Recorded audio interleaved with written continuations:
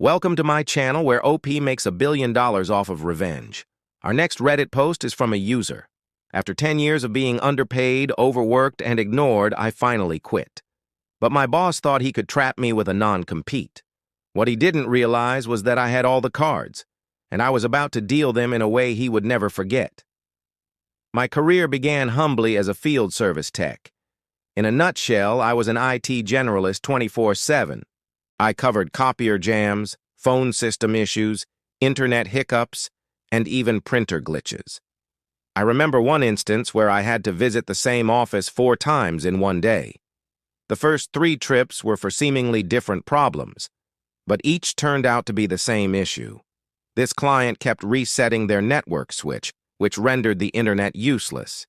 Each time they called, I went thinking it was a new problem, solved the real issue, and then spent another hour explaining why their switch needed to be reset and how to avoid doing so.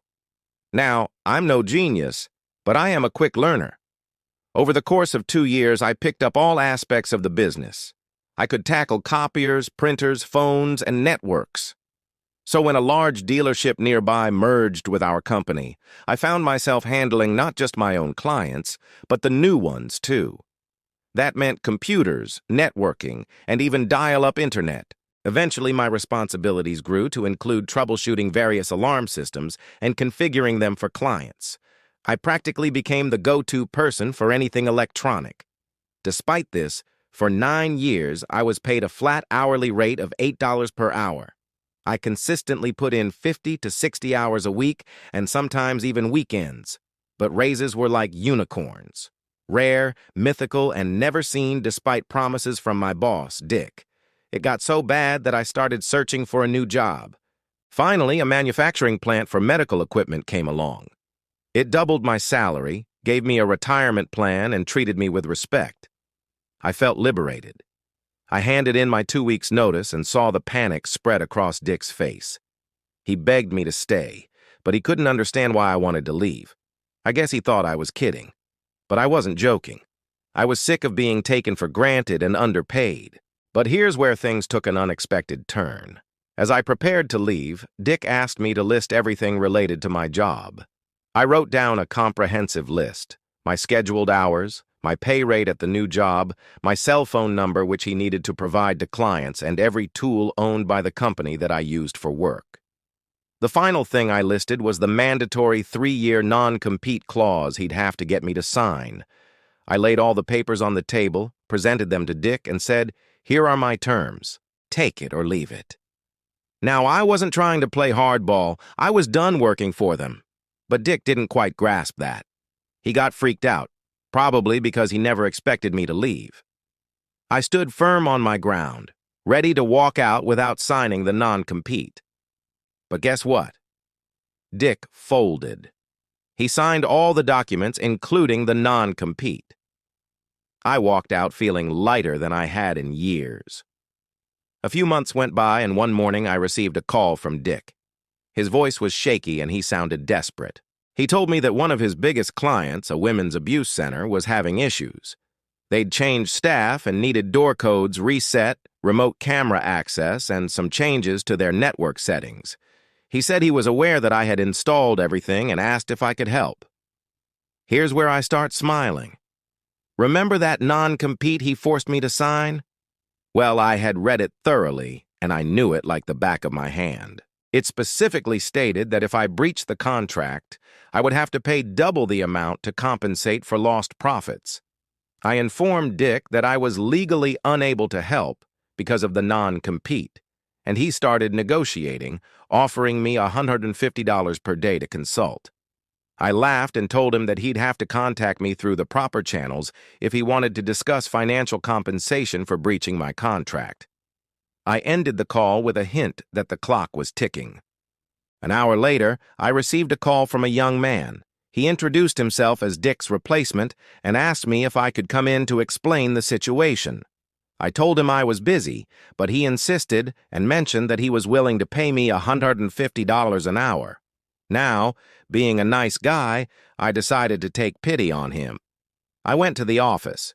The young tech was frantically trying to figure out the system. He looked like he'd been wrestling with technology all night. "Where's the backup folder?" he asked, clearly overwhelmed. "Which drive are you looking at?" I responded. No, wait.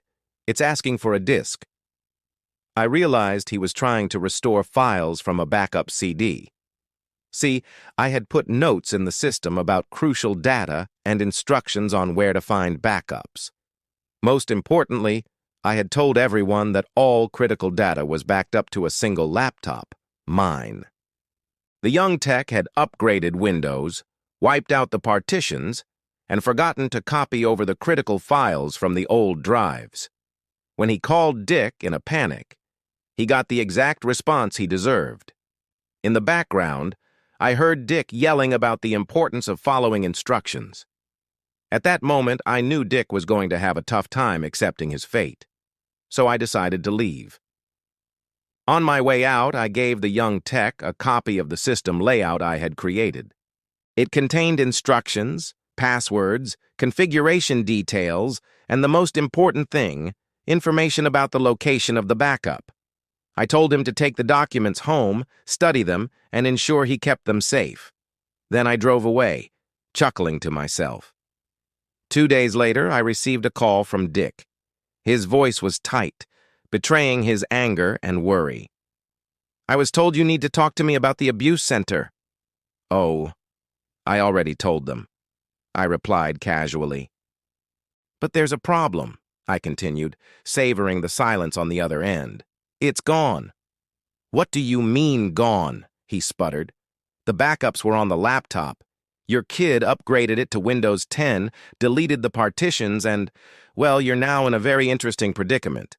He started rambling about legal action, but I cut him off.